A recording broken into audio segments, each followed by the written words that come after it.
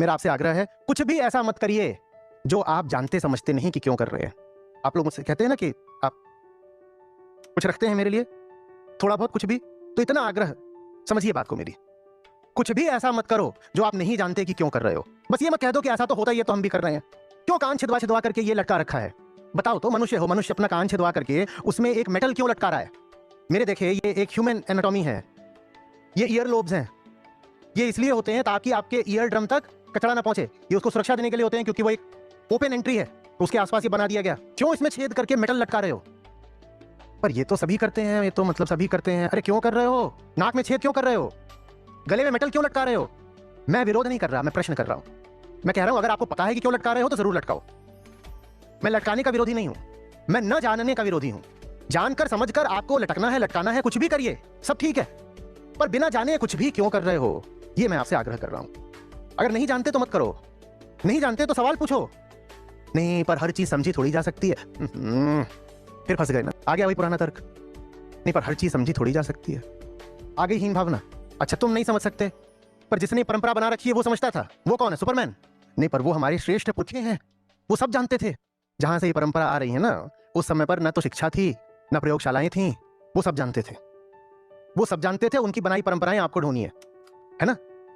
लोग साधारण बीमारियों से भी मर जाते थे क्योंकि दवाएं नहीं थी, और वो सब जानते थे, वो सब जानते थे। एक एक महिला के 10-10 बच्चे होते थे क्योंकि इन्फेंट मोर्टेलिटी या मोर्टेलिटी एट बर्थ ऐसी होती थी कि आधे बच्चे मर जाते थे, तो इसीलिए इतने बच्चे भी पैदा करने पड़ते थे। अच्छा, पुरखे सब जानते थे। बैलगाड़ी पर जिंदगी चल रही थी, अच्छा सब जानते थे। लो अतीत से उतना ही जितना पोषक है, जीर्ण शीर्ण का मोह मृत्यु का द्योतक है। हाँ लीजिए लीजिए, संस्कृत व्याकरण बहुत सुंदर है, अतीत से उसको लीजिए, और उसको इतना भी बदलने की जरूरत नहीं है। बहुत बढ़िया तार्किक नियम बना दिए गए हैं, बिल्कुल लीजिए। षड दर्शन है आपके पास, जाइए पढ़िए। अतीत को ठुकराने की बात नहीं कर रहा हूं, विवेक की बात कर रहा हूं। पता होना चाहिए अतीत से क्या लेना है और क्या नहीं लेना है। रोज हम लोग भगवद गीता पढ़ रहे हैं, संतवाणी पढ़ रहे हैं, मुनि अष्टावक्र के पास हैं, वहां आचार्य नागार्जुन के पास है, उस दिन च्वांगजू के साथ थे, उससे पहले डायोजनीस के साथ थे। ये सब अतीत के ही है ना, हम नमन करते हैं इनको। पर इसका ये मतलब नहीं है कि अतीत की सब परंपरा और अंधविश्वास भी हम ढोते चलेंगे। उसको ठुकराना सीखिए, मत कह दीजिए कि पहले से चल रहा है तो ठीक ही होगा। पीछे से जो चलता आ रहा है सब ठीक नहीं होता। बार बार मत कह दीजिए कि हमारे पुरखे बेवकूफ थे, क्या हो सकता है हो। अरे भाई, कल हम भी किसी के पुरखे होंगे, मैं तो निरा बेवकूफ हूं, आप भी थोड़े बहुत तो बेवकूफ होंगे ही।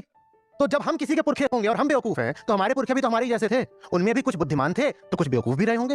हर तरह के इंसान होते हैं, और आमतौर पर परंपराएं बुद्धिमान लोग नहीं बनाते, उनके लिए बोध पर्याप्त होता है। ये परंपराएं जो निकलती है ना एक एक गांव से, ये बनाने वाले बुद्धिमान लोग नहीं होते।